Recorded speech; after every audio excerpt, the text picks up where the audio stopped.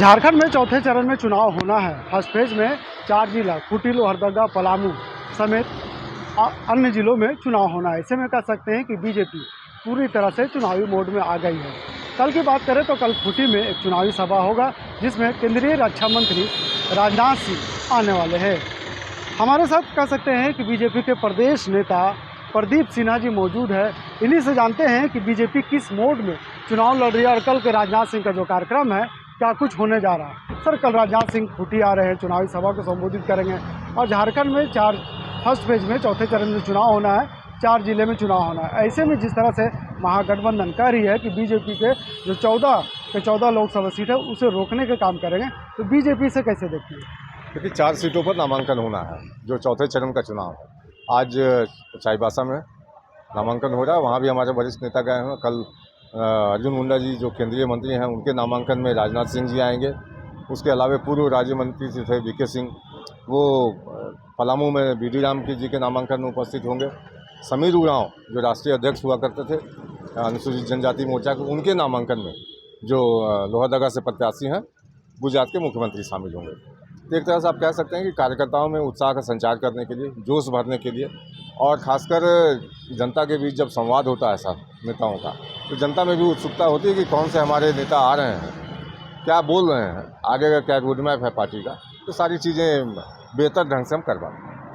कल आपने देखा कि रांची के प्रभात तारा मैदान में उलगुलान महारैली का आयोजन किया गया और इसमें रैली के दौरान कह सकते हैं कि आरजेडी और कांग्रेस के कार्यकर्ता जिस तरह से उन्होंने चतरा की हम बात करेंगे, चतरा में केंद्र त्रिपाठी को कांग्रेस ने टिकट दिया है, तो वहाँ पे बाहरी और भीतरी को लेकर के ज़बरदस्त लड़ाई हुई। इसे आप कैसे देखते हैं? देखिए, जिस अलायंस की कल ये रैली थी, उनके नेताओं के मन में ही ये विष भरा हुआ है कि कौन बाहर का कौन भीतर का। समरसता की बात वो करेंगे नहीं कभी, इसी मुद्दे पर लोगों को लगा कर रखते हैं। तो कार्यकर्ताओं में स्वाभाविक है कि आप अगर इस तरह का शिक्षा दीक्षा देंगे तो समय समय पर वो चीज़ें भी सामने आ जाती हैं। और अपने लोगों से ही कल भिड़ गए वो, पूरे राज्य ने ये दृश्य देखा। और मैं तो इतना ही कहना चाहूँगा कि रैली क्या हुई नहीं हुई आप समीक्षा कर लेंगे बाकी लोग, लेकिन जो लोग उस मंच पर थे अपने आप को स्थापित करने की या तो जद्दोजहद या फिर किसी दूसरे को धकेल कर खुद आगे आने की जो कवायद है वो दिखाई दे रही थी। वहाँ सीता सोरेन को जिस तरह से कल्पना सोरेन को जिस तरह से स्थापित करने की कोशिश की जा रही है वो भी दिखा। मुख्यमंत्री जब बोल रहे थे तो कुर्सियाँ खाली हो रही थी, खड़गे साहब जब बोले तो कुर्सियाँ बिल्कुल खाली हो गई। तो ये तो आलम था वहाँ का। सर, कैसे रोकेंगे महागठबंधन को? महागठबंधन कह रही कि बीजेपी को इस बार रोकने का जो प्रयास किया जा रहा है उनकी तरफ से, वो कह रही कि बार बार कि जो उनका 400 पार का जो सपना है पीएम मोदी का और 14 सीट का जो सपना है झारखंड में, उस सभी सीटों को वो रोकने का काम कर रही है, प्रयास कर रही है।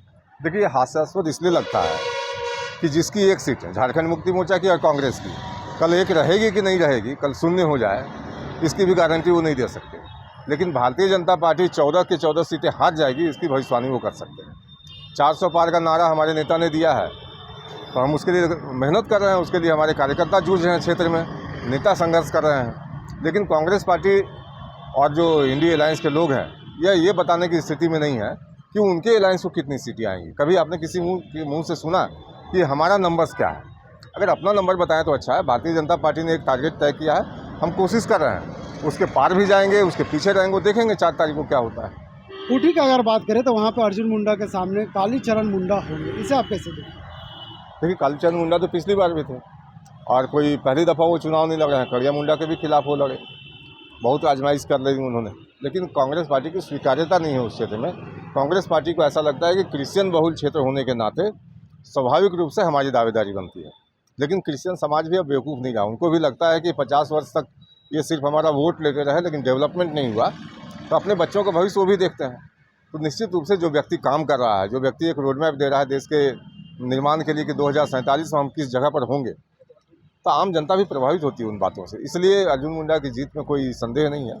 पिछली दफ़ा जो कमी रह गई थी कि मार्जिनल बहुत कम मतों से जीते थे, इस बार हम उस कमी को भी पूरा करेंगे और भारी मतों से जीत कर। अच्छा, अंतिम सवाल ये होगा कि गांडे उपचुनाव में लगातार जिस तरह से कल्पना सोरेन वहाँ पे जा कर के कार्यकर्ताओं से मिल रहे हैं, आम मतदाताओं से मिल रहे हैं, बीजेपी भी अपने उम्मीदवार वहाँ पे उतारी है। ऐसे में क्या लगता है कि जिस तरह से महागठबंधन गांडे उपचुनाव को अपने पाले में करने की कोशिश कर रही है, बीजेपी इसमें कितना इस कामयाबी को तोड़ने में आगे?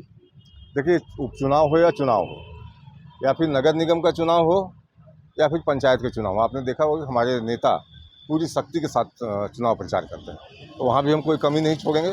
लेकिन झारखंड मुक्ति मोर्चा के लिए एक संकट जरूर है कि राज्य में जो उनका मुख्यमंत्री है अभी, उसकी कुर्सी डगमगाती हुई दिख रही है। अगर कल्पना सोरेन जीत गई तो ये साफ संकेत है, सुदीप सोनू ने तो कह भी दिया था कि भावी मुख्यमंत्री होने जा रही हैं। तो इस तरह से जो एक ऊहापोह की स्थिति बना के रखी गई है राज्य के अंदर, तो क्या होगा, तो जिस क्षेत्र की जनता डिसाइड करे कि स्थिर सरकार चाहिए कि फिर या मतलब हमेशा डोल वाली सरकार चाहिए।